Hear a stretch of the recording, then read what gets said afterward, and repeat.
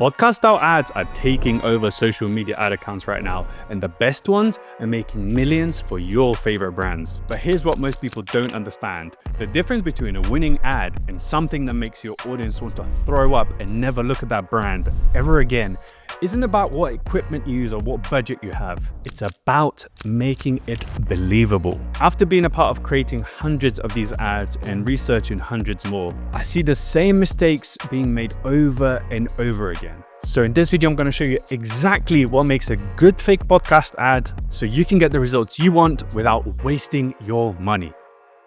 Ladies and gentlemen, the $1 million question. What makes a good fake podcast ad or podcast style ad, whatever you want to call it? Well, you're in for an absolute treat with this one. Regardless if you've done these before or if you're brand new to this will be extremely helpful for you to understand how to figure out this puzzle, because it can be quite daunting. First of all, this is just me in some of these shoots that I've done before, just so you know I'm not talking out of my ass. Also, apparently I really like this blue shirt. I'm wearing it right now. So I guess that's part of the puzzle. If you want to make a good ad, wear a blue shirt. Anyway, there's a few things that I'm going to focus on. First of all, the thing that I think is the most important, which I said in the intro, is that you have to make it believable. What do I actually mean by that? You cannot underestimate your audience. The people watching these would have watched 1,000+ podcast clips. So if you think you can just straight up promote a product while looking into the abyss and expect the viewer to believe you, you're wrong. Let me just play this one clip right here. So this guy literally chased me down the street to ask me this. It was wild. So you know how much I harp on about not wasting money on designer perfumes. Well, I kept seeing these ads for the Essence Vault, literally couldn't escape. Who is she speaking to? Do you know what I mean? It's obvious that she's not speaking to anyone. So as soon as that happens, the viewer's just like, it feels cringe. The advertisers think I'm stupid and I don't know this is an ad. Like, you need to respect your viewers. This whole section is gonna be about making it believable. If you don't watch the whole video, just watch this bit, it will help massively. Step by step. Chemistry between actors. This is actually one of the most challenging things to get right, because the actors, first of all, they need to fit your target audience, right? They need to speak the customer language, and also they need to fit the script itself. Do you need a figure of trust? Do you need like girls that are just having a good time? Do you need lads? Like, boys, last weekend was a movie, man. Yeah, last weekend was sick. You're only saying like this is a believable podcast. This could actually exist. This is what you're looking for. This one. Can I smell you? No, seriously, because you don't smell the same state. And incredible. It feels natural, organic. The girls are having a good time. It doesn't give off ad vibe. You know what I mean? This one, also great. So besides the scientifically proven benefits, already, like, she's an older lady, gives that extra bit of credibility, because this specific podcast is focused on the sort of scientific angle of it. Second of all, location and the setting. The location needs to fit the script. I don't know how many podcasts, right, I'm gonna see filmed in the same studio that looks a little bit overproduced, zero character, doesn't fit the script, doesn't make sense with the characters. Guys, let's put more effort into this. Like I said, it's a puzzle that needs to come together. If it's girls chatting, they just maybe somewhere chill. If it's a fitness thing, I feel like all guys want to do these days is just like go out for drinks, or they're super unmotivated. Sometimes I feel like throw in the bag. We filmed this one in the gym because it was like a gym thing. Anyway, whatever. Like, make it make sense. Make it believable. All right. Again, just a little bit about credibility. I mentioned this already. Having an authority figure, if you're speaking about something a little bit scientific, always helps. Maybe like a doctor or like an expert or like someone a bit older, works great. If your product has some sort of relevant information, if it's been featured in some sort of article, etc., you create trust by affiliation. If you have those bonus points, use them to your advantage. For example, here in this ad. Dude, what do you smell like right now? Thompson Carter, Smoke and Mirrors, something special, right? They've had so many reviews in GQ. It's absolutely insane. Banging. You see even thumbs up from wherever that is. Da-da-da-da-da. So many reviews in GQ. Oh, wow, that's interesting. So that's quite credible. Great. Podcast specific scripts. Don't use VSL scripts for podcasts. It doesn't make sense. So if your ex has left you, but you still love them and you want them back, then you must try Astro Talk at least once.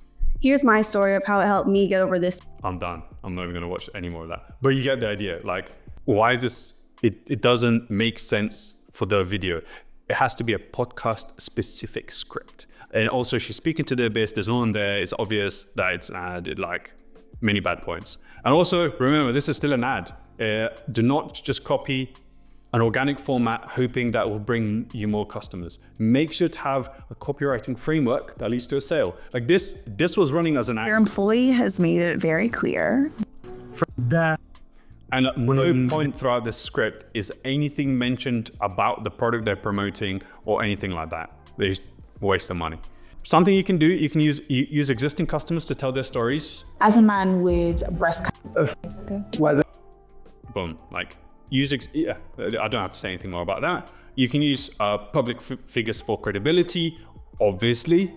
The best health hack I've adopted into my life is to try and be healthy each day. Things that I do to do that are take supplements, train, and try and eat healthily. I found out about heights through my husband Spencer, so Yeah, husband Spencer, for some public UK figure, I don't really know who he is, but you get the idea. Also, using founder for credibility and trust and also transparency. Transparency, key one with these things, because people are becoming very aware of like social media ads and there's an icky feeling to them. So if you can add some sort of level of transparency there, it does make it seem a bit more vulnerable and a bit more open. I wanted a hairless butthole and now I have one. That's what your ads are saying these days. It's a question that everyone wants to know and no one wants to ask. Great hook, by the way. This is already said this. Do not overproduce. It's very tempting to just have all the blue lighting, the like super high definition, everything looks ka-ching. But look at normal podcasts. Not all podcasts look like this. It's very tempting to just hire some random well-lit podcast studio for every script. But realistically, most angles don't actually fit this look. You might think that having a cool colored light can make the video look cooler, but it can actually damage how believable the podcast feels. And remember, we're aiming for believable. Like we don't need... I literally wear perfume this week. No, stop. I do too. Oh, you do? Yeah. Okay, so you...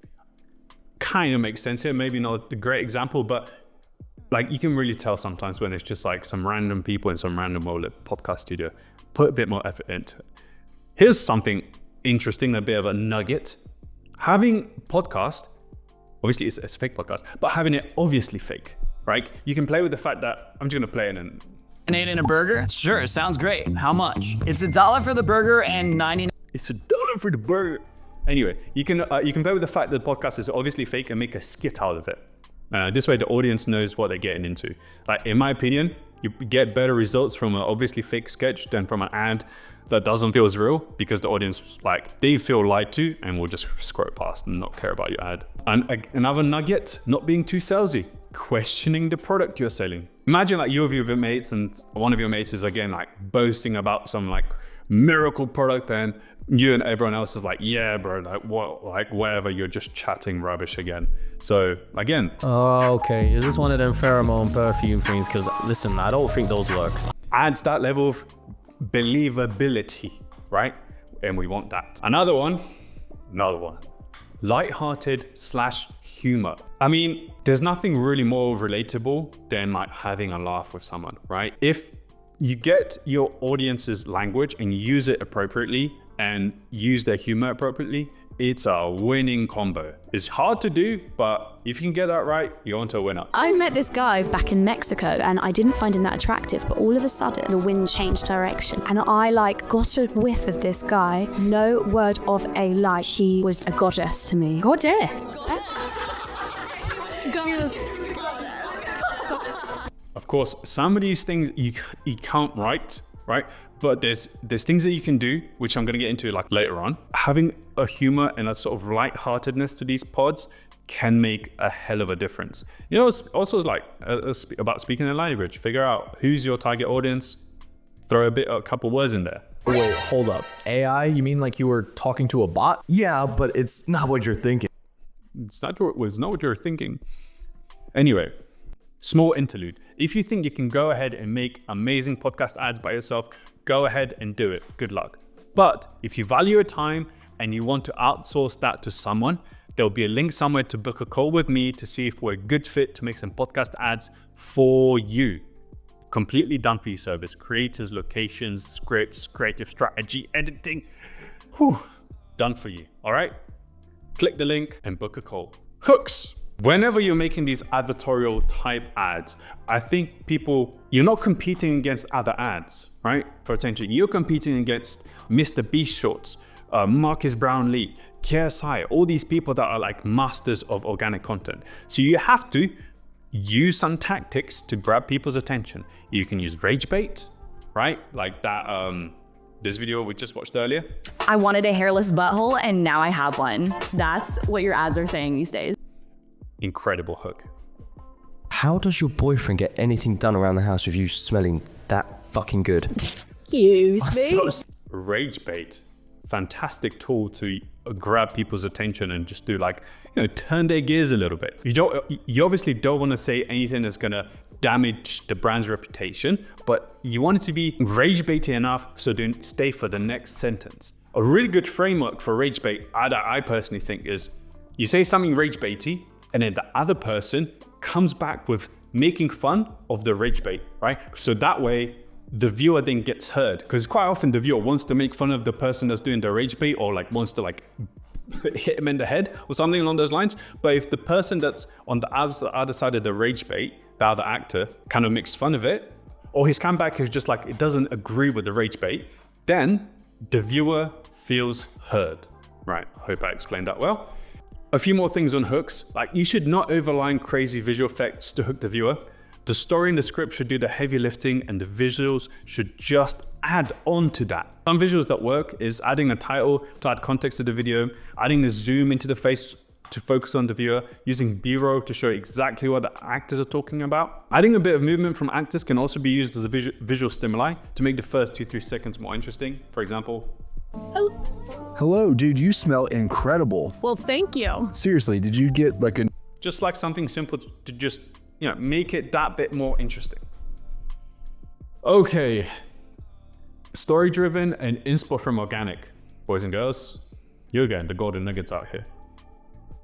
Most products only have one desired outcome, such as more sex appeal, more money, being more confident, etc., etc. The end point is the same. It's all about the story you tell to get there.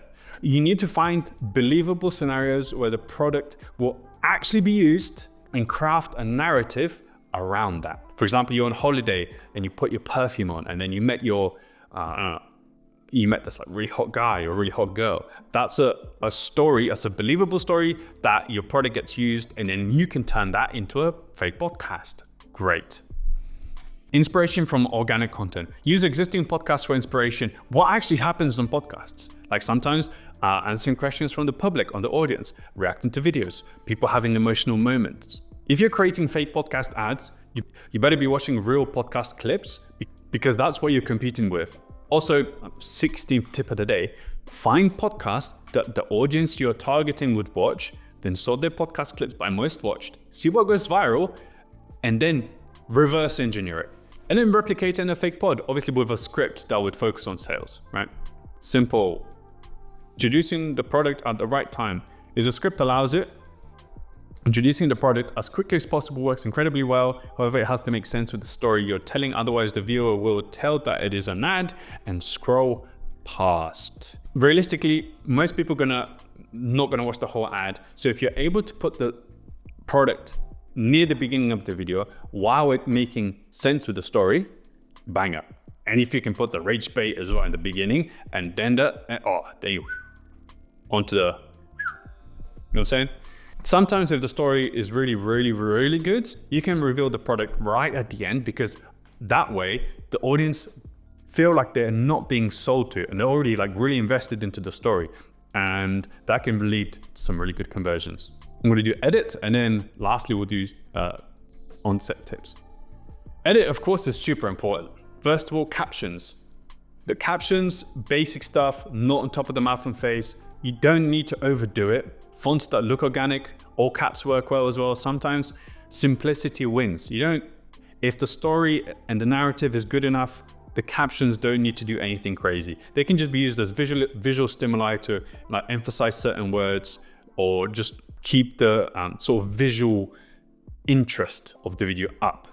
You can also experiment by adding like some animations and colors to like I said, to emphasize some words, but you don't have to always do it. Try and stay within, a certain safe zone. You don't need to go super crazy up and down, but near the center work great, or bottom third. Music, this is probably my least favorite part of these fake podcasts because it's very hard to find a really great one. If you can find something that's like culturally relevant and is like a popping sound on TikTok that's also safe, approved for business use, bang it. That can be quite hard though. I've left the link for the trend discovery on viral TikTok sounds. There's a bit that you can click for approved for business use.